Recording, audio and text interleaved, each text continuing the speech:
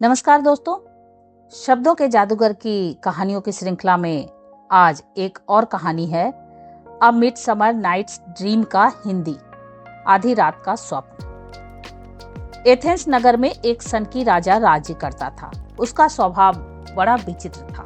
यही कारण था कि उसके राज्य के नियम कानून भी बड़े विचित्र थे। उसके राज्य में यह कानून था कि युवा होने पर कोई भी लड़की कुंवारी नहीं रहेगी। उसे उसके पिता की पसंद के लड़के के साथ विवाह करना होगा। पिता उसका विवाह जिसके साथ चाहे कर सकता था। लड़की की इच्छा या अनिच्छा का कोई महत्व नहीं था। जो लड़की इस कानून को मानने से इनकार करेगी या इसका उल्लंघन करेगी, उसे फांसी पर लटका दिया जाएगा। मृत्यु के भय से अनेक लड़कियों ने पिता की पसंद के लड़कों के साथ खुशी खुशी विवाह कर लिए, लेकिन कुछ लड़कियां ऐसी भी थी जिन्होंने इस प्रकार विवाह करने से इनकार कर दिया। उनकी प्राण रक्षा के लिए पिता ने कोई शिकायत नहीं की। उन्होंने पुत्रियों की पसंद को अपनी पसंद बना लिया। परंतु एक दिन दरबार में एक ऐसा व्यक्ति उपस्थित हुआ जो राजा के पास अपनी पुत्री की शिकायत लेकर आया था। उसने राजा को प्रणाम किया और गुहार लगाते हुए बोला, महाराज, मेरी एक पुत्री है हरमिया। मैंने बड़े लाड़ प्यार से उसका पालन पोषण किया है। अब वह विवाह योग्य हो गई है। मैंने उसके लिए डिमिट्रियस नामक एक युवक का चयन किया था, परंतु उसने मेरी पसंद को ठुकरा दिया। वह लाइसेंडर नामक युवक से प्रेम करती है और उसी के साथ विवाह करना चाहती है। इसलिए आप उसे दंडित करें, जिससे मेरे मन को शांति मिल सके। राजा ने हरमिया को बुलवाया। सैनिक उसे दरबार में ले आए। राजा ने पूछा, हरमिया, तुम्हारे पिता ने तुम्हारे विवाह के लिए एक योग्य वर का चयन किया है, फिर क्यों तुम उसे ठुकरा रही हो? क्या तुम नहीं जानती कि इस राज्य के कानून के अनुसार पुत्री को पिता की पसंद के युवक के साथ विवाह करना पड़ता है? यदि वह ऐसा नहीं करती है तो उसे फांसी पर लटका दिया जाता है। हरमिया बोली, महाराज, पिताजी ने मेरे लिए जिस युवक का चयन किया है वह हेलेना नामक लड़की से प्रेम करता है। जब वह मुझसे प्रेम ही नहीं करता तो मैं उसके साथ विवाह कैसे कर सकती हूँ? मैं लाइसेंडर से प्रेम करती हूँ और उसी के साथ विवाह करना चाहती हूँ। वह भी मुझसे प्रेम करता है और विवाह के लिए तैयार है। यदि उसके साथ मेरा विवाह नहीं हुआ तो मैं जीवन भर कुंवारी रहना पसंद करूंगी। राजा उत्तेजित हो गया। हरमिया, प्रेम में अंधी होने के कारण तुम्हारी सोचने समझने की शक्ति खत्म हो गई है, इसलिए तुम ऐसी बात कर रही हो। मैं तुम्हें 3 दिन का समय देता हूँ। डिमिट्रियस से विवाह कर लो, वरना फांसी पर लटकने के लिए तैयार रहो। दरबार से निकलकर हरमिया सीधे लाइसेंडर के पास पहुंची और उसे सारी बात बताई। वह सोच में पड़ गया। कुछ गहरे सोच विचार के बाद आखिरकार उसे एक उपाय सूझा। वह उछलते हुए बोला, हरमिया, तुम चिंता मत करो, मुझे एक उपाय सूझा है। यदि हम उसके अनुसार चलेंगे तो शीघ्र हमारा विवाह हो जाएगा और तुम फांसी की सजा से भी बच जाओगी। सच? ऐसा क्या उपाय है जिससे हमारा विवाह संभव हो सकता है? जल्दी बताओ, हमें क्या करना है? हरमिया ने उत्सुकता प्रकट करते हुए पूछा। इस नगर की सीमा पर एक जंगल है। उसे पार करते ही दूसरे राज्य की सीमा आरंभ हो जाती है। वहाँ के नियम और कानून हमारे विवाह में बाधा नहीं डालेंगे। वहाँ मेरी एक मौसी रहती है। हम दोनों उन्हीं के पास चलेंगे और वहीं जाकर विवाह करेंगे। लाइसेंडर एक ही सांस में सब बोल गया। ठीक है, हम दोनों आज ही एथेंस छोड़कर वहाँ चले जाएंगे। हरमिया ने स्वीकृति देकर उसकी बात पर मुहर लगा दी और फिर उसी रात आंखों में भविष्य के सपने सजोए दोनों प्रेमी दूसरे राज्य की ओर चल पड़े। संयोगवश उसी रात डिमिट्रियस भी अपनी प्रेमिका हेलेना के साथ वन भ्रमण के लिए उस जंगल में आया हुआ था। संयोगवश उसी रात डिमिट्रियस भी अपनी प्रेमिका हेलेना के साथ वन भ्रमण के लिए उस जंगल में आया हुआ था। वे जहां भ्रमण कर रहे थे उससे कुछ ही दूरी पर परियों के राजा ओबेरोन का निवास था। उसकी पत्नी का नाम टिटैनिया था। उस दिन किसी बात पर रूठकर टिटैनिया कहीं चली गई थी। ओबेरोन व्याकुल होकर उसके लौटने की प्रतीक्षा में बाहर नजरें गड़ाए था। बाहर वन भ्रमण के दौरान हेलेना और डिमिट्रियस बहुत थक गए, इसलिए एक दूसरे के आगे पीछे होकर चलने लगे।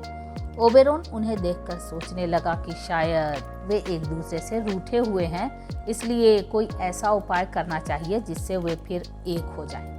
उसने उसी समय पंख नामक परी को याद किया। परी प्रकट हुई। वह परी बड़ी चंचल और शरारती थी। लोगों को मूर्ख बनाने और तंग करने में उसे बहुत आनंद आता था। अक्सर वह ग्वालिनों के दूध के मटकों में मेढक का रूप धारण कर बैठ जाती। ग्वालिनें जब दूध पलटने के लिए मटका खोलती तो वह टर्राते हुए तेजी से बाहर की ओर छलांग लगाती। तब भयभीत होकर ग्वालिनें मटके छोड़ देती और सारा दूध बिखर जाता। इस प्रकार शरारतों से वह सबको परेशान करती थी। उसने ओबेरोन से पूछा कि उसे क्यों बुलाया है। वह उसे हरे रंग के द्रव्य की एक शीशी देते हुए बोला, पंख परी, इस शीशी को संभालकर अपने पास रखो। यह सम्मोहित करने वाला द्रव्य है। यदि इसे किसी सोते हुए मनुष्य की दाईं आंख पर लगा दिया जाए तो जागने पर वह जिसे सबसे पहले देखेगा उस पर मोहित हो जाएगा। पंख, इस समय डिमिट्रियस नामक एक युवक अपनी प्रेमिका हेलेना के साथ वन भ्रमण पर है। ऐसा लगता है किसी बात को लेकर उनमें मनमुटाव हो गया है। तुम इस द्रव्य की एक बूंद सोते हुए डिमिट्रियस की दाईं आंख पर लगा दो। जागने पर जब वह हेलेना को देखेगा तो उसके मन में प्यार का स्रोत फूट पड़ेगा। परंतु ध्यान रहे, हेलेना को इस बात का पता न चल पाए। परंतु मैंने तो डिमिट्रियस को देखा नहीं है, मैं उसे कैसे पहचानूंगी? उसने सुनहरे और हरे रंग के वस्त्र पहन रखे हैं, तुम उसे आसानी से पहचान लोगी। अब देर मत करो, जल्दी जाकर अपना काम पूरा करो, ओबेरोन ने आदेश दिया। पंख परी शीशी लेकर डिमिट्रियस को ढूंढने चल पड़ी। वह उस स्थान पर पहुंच गई जिस दिशा से लाइसेंडर और हर्मिया ने जंगल में प्रवेश किया था। थक जाने के कारण वे दोनों एक वृक्ष के नीचे सो रहे थे। लाइसेंडर ने भी सुनहरे और हरे रंग के वस्त्र पहन रखे थे। परी ने उसी को डिमिट्रियस समझकर उसकी दाईं आंख पर वशीकरण द्रव्य लगा दिया। इधर संयोगवश डिमिट्रियस और हेलेना एक दूसरे से बिछड़ गए। भटकते भटकते हेलेना भी उस स्थान पर पहुंच गई जहां लाइसेंडर सो रहा था। कदमों की आहट से लाइसेंडर की नींद टूट गई और उसने उस ओर देखा जिस ओर से हेलेना आ रही थी। द्रव्य के प्रभाव के कारण वह हेलेना को देखते ही उस पर आसक्त हो गया। उसके मन में हेलेना के लिए प्रेम उमड़ आया और उसे प्रेम भरे स्वर में पुकारने लगा। हेलेना और लाइसेंडर एक दूसरे को पहले से ही जानते थे। आज तक वह उसे न जाने कितने अपशब्दों से पुकारता आया था। उसकी नज़र में वह एक तुच्छ और नीच युवती थी, इसलिए उसके मुंह से अपने लिए ऐसे प्रेम भरे शब्द सुनकर वह विस्मित रह गई। उसने सोचा कि लाइसेंडर उसका मजाक उड़ा रहा है, इसलिए वह उसे आवारा और बेशरम कहकर वहां से चल दी। द्रव्य का प्रभाव निरंतर बढ़ रहा था। इसके फलस्वरूप लाइसेंडर के मन में हेलेना के लिए प्यार बढ़ता जा रहा था। वह दीवानों की तरह उसके पीछे चल पड़ा। इधर हर्मिया की आंख खुली तो उसने इधर उधर देखा। लाइसेंडर कहीं दिखाई नहीं दिया। जंगल में स्वयं को अकेला पाकर वह भयभीत हो गई और उसे ढूंढते हुए उसी दिशा में चल पड़ी जिस ओर हेलेना और लाइसेंडर गए थे। एक वृक्ष के पीछे छिपी पंख परी सारी घटना का भरपूर आनंद ले रही थी। हंस हंस कर उसके पेट में बल पड़ रहे थे। सबके जाने के बाद वह ओबेरोन के पास पहुंची और अपनी हंसी पर काबू पाते हुए बोली, महाराज, यह द्रव्य वास्तव में बहुत चमत्कारी और प्रभावशाली है। इसके प्रभाव से हरे वस्त्र वाला युवक पास सोई युवती को छोड़कर दूसरी युवती के पीछे दीवाना बना घूम रहा है, जबकि वह युवती गालियां देते हुए उससे दूर भाग रही है। मुझे जिंदगी में इतना आनंद कभी नहीं आया। ओबेरोन कुछ देर के लिए सोच में पड़ गया, फिर बोला, पंख परी, तुम्हारी बातों से लगता है कि इस समय वन में प्रेमियों के दो जोड़े हैं जिन्होंने एक जैसे कपड़े पहन रखे हैं। अवश्य तुमने किसी गलत व्यक्ति की आंख पर द्रव्य लगा दिया। मैं दो प्रेमियों को मिलाने का प्रयास कर रहा था, लेकिन लगता है तुमने दूसरे जोड़े को भी अलग कर दिया। अब तुम जल्दी से जाओ और दोनों जोड़ों के बीच में सुलह करवा कर आओ। आदेश पाते ही परी वहां से चली गई। इस बार वह सोते हुए डिमिट्रियस के पास पहुंची और उसकी दाईं आंख पर सम्मोहित करने वाला द्रव्य लगा दिया। उधर लाइसेंडर से बचने के लिए हेलेना तेजी से उस दिशा की ओर भाग रही थी जिधर डिमिट्रियस सोया पड़ा था। उसके पीछे दीवानों की तरह लाइसेंडर भाग रहा था और लाइसेंडर के पीछे हर्मिया थी। तीनों एक एक कर डिमिट्रियस के पास पहुंच गए। तभी डिमिट्रियस की आंख खुली और उसने हेलेना को अपनी ओर आते देखा।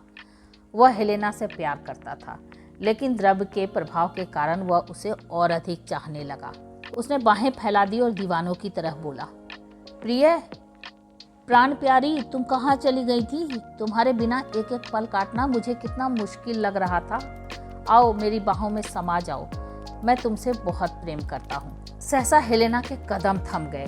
आज तक उसके मुंह से उसने कभी ऐसी बातें नहीं सुनी थी। वह आश्चर्यचकित थी। एक ओर उसे गंवार और नीच समझने वाला लाइसेंडर दीवाने की तरह उसके पीछे आ रहा था, दूसरी ओर डिमिट्रियस असभ्य शब्द बोलते हुए उसे बाहों में लेने के लिए पागलों की तरह आतुर था। दोनों के विपरीत व्यवहार को देखकर वह सोच में पड़ गई। तभी उसे हरमिया दिखाई दी। उसने सोचा कि शायद उसने उसका उपहास उड़ाने के लिए लाइसेंडर को उसके पीछे लगाया था और स्वयं पीछे पीछे तमाशा देखने आ गई थी। यह सोचकर वह क्रोध में भर गई और उसने हरमिया को चुटिया पकड़कर नीचे गिरा दिया। हेलेना को देखकर हरमिया ने सोचा कि वही लाइसेंडर को बहकाकर अपने साथ ले गई थी, इसलिए वह भी गुस्से में भरकर उससे लड़ने लगी। उधर डिमिट्रियस ने लाइसेंडर को हेलेना के पीछे आते देखा तो गुस्से से उसका चेहरा लाल हो गया। उसने सोचा कि हेलेना को छोड़कर वह उसकी हंसी उड़ा रहा है। उसने उसे दंडित करने के लिए तलवार निकाल ली और उसे युद्ध के लिए ललकारा। लाइसेंडर भी तलवार लेकर मैदान में कूद पड़ा। हेलेना को कोई और प्यार भरे शब्दों से पुकारे, यह बात लाइसेंडर को चुभ गई। यह सब उस द्रव्य का ही प्रभाव था जो परी ने उनकी आंखों पर लगाया था। दोनों आपस में उलझ गए। आकाश में खड़ी पंख परी यह सारा दृश्य देख रही थी। हंस हंसकर उसका बुरा हाल हो रहा था। ऐसी घटना उसने कभी नहीं देखी थी। वह तेजी से उड़कर राजा ओबेरोन के पास पहुंची और हंसते हुए बोली, चलिए महाराज, मैं आपको मुर्गों की लड़ाई दिखाती हूँ। उसे देखकर आप भी हंसते हंसते लोटपोट हो जाएंगे। तुम इतनी क्यों हंस रही हो और किस लड़ाई की बात कर रही हो? ओबेरोन ने उत्सुकतावश पूछा। महाराज, आपने मुझे जिन प्रेमी जोड़ों के पास भेजा था वे आपस में बुरी तरह से झगड़ रहे हैं, पंख परी ने कहा। ओबेरोन उसे डपटते हुए बोला, पंख, तुम्हें इस प्रकार की शरारतें शोभा नहीं देती। मैंने तुम्हें प्रेमी जोड़ों में सुलह करवाने के लिए भेजा था और तुम उन्हें लड़वा आई। अब मैं जैसा कहता हूँ वैसा करो। दोनों युवकों में एक युवक का नाम लाइसेंडर है जो हरमिया से प्रेम करता है। दूसरा युवक डिमिट्रियस हेलेना का दीवाना था, लेकिन तुम्हारी गलती के कारण लाइसेंडर हरमिया को छोड़कर हेलेना का दीवाना हो गया है। पंख, तुम जल्दी से जाओ और अदृश्य रहकर वहां संगीत की मधुर स्वर लहरियां बिखेर दो। इससे मोहित होकर वे लड़ना छोड़ देंगे और नाचने गाने लगेंगे। नाच गाकर जब वे थककर सो जाएं, तब तुम दोनों की बाईं आंख पर दिव्य द्रव्य लगा देना। इससे वे द्रव्य के सम्मोहन से मुक्त हो जाएंगे और पहले की तरह अपनी अपनी प्रेमिकाओं को प्यार करने लगेंगे। ध्यान रहे, इस बार कोई गलती मत करना। पंख परी आज्ञा का पालन करने चली गई। इसके बाद ओबेरोन उदास मन से टिटेनिया के महल की ओर चल पड़ा। उस समय वह शाही बाग में एक झूले के ऊपर लेटी हुई थी। आसपास दासी परियां लोरियां गाते, चंवर डुलाते उसे सुलाने की कोशिश कर रही थी। ओबेरोन ने एक भौरे का रूप धरा और एक फूल के ऊपर बैठकर लोरी सुनाता रहा। कुछ देर बाद टिटेनिया को नींद आ गई। इतने में ओबेरोन को परीलोक का एक शेख चिल्ली दिखाई दिया जो पास ही एक वृक्ष के नीचे सो रहा था। ओबेरोन को एक शरारत सूझी। उसने दिव्य द्रव्य की कुछ बूंदें टिटेनिया की दाईं आंख पर लगा दी। फिर उसने शेख चिल्ली के सिर को गधे के सिर में बदल दिया। फिर उसने ऐसी व्यवस्था कर दी कि नींद से उठते ही टिटेनिया की नज़र सबसे पहले शेख चिल्ली पर पड़ी। थोड़ी देर बाद टिटेनिया ने आंखें खोली और शेख चिल्ली को देखा। द्रव्य के प्रभाव के कारण वह उस पर मोहित हो गई। उसने दासियों से कहा, देखो, देवलोक से कितना सुंदर पुरुष यहाँ आकर सो रहा है। इसका मुख चंद्रमा की तरह चमक रहा है, कान सूर्य की किरणों जैसे सुनहरे हैं। इसे देखकर मेरे मन में प्रेम का सागर उमड़ रहा है। एक गधे के लिए टिटेनिया का प्रेम देखकर आसपास खड़ी दासियां मंद मंद मुस्कुराने लगी। द्रव्य के प्रभाव से टिटेनिया के मन में शेख चिल्ली के लिए प्रेम बढ़ता गया। तभी वह ढेंचू ढेंचू करने लगा। टिटेनिया खुश होते हुए बोली, वाह, यह दिखने में जितना सुंदर है, इसकी आवाज उतनी ही मधुर है। इसने चारों ओर रस की स्वर लहरियां बिखेर दी हैं। जाओ और इसे आदर सहित मेरे पास लेकर आओ। इसे पाकर मैं स्वयं को धन्य समझूंगी। अभी तक तो दासियां इसे मजाक समझकर हंस रही थी, लेकिन जब टिटेनिया ने गधे को लाने का हुक्म दिया तो वे आश्चर्य से भर उठी। फिर भी रानी की आज्ञा थी, इसलिए वे गधे को सम्मान पूर्वक वहां ले आई। टिटेनिया ने आगे बढ़कर गधे को चूम लिया और उसके सिर को गोद में रखकर प्यार करने लगी। ओबेरोन ने शेख चिल्ली पर ऐसा जादू कर दिया था कि वह गधे की तरह सोचने लगा। उसी के समान व्यवहार करने लगा।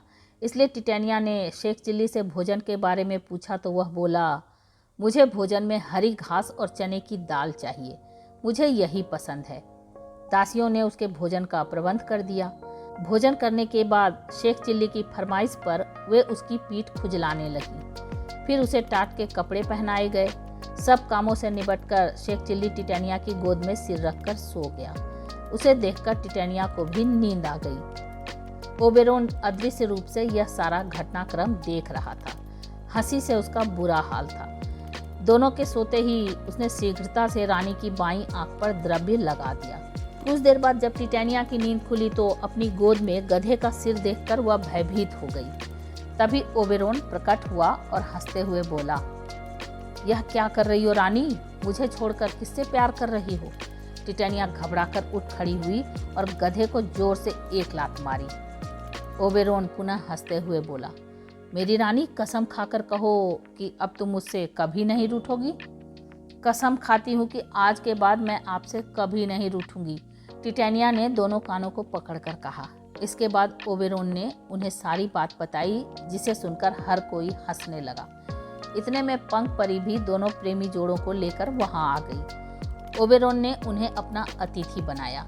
रात भर सब खान पान और नाच गान में डूबे रहे। अगले दिन सब अपनी अपनी मंजिल की ओर चल पड़े। सबको ऐसा लग रहा था मानो उन्होंने आधी रात का कोई सपना देखा हो। तो दोस्तों, आपको कैसा लगा ये मज़ेदार आधी रात का सपना? हमें कमेंट करके ज़रूर बताएं। और यदि ये कहानी अच्छी लगी हो तो इस कहानी को लाइक और शेयर करें और चैनल को सब्सक्राइब। Thank you.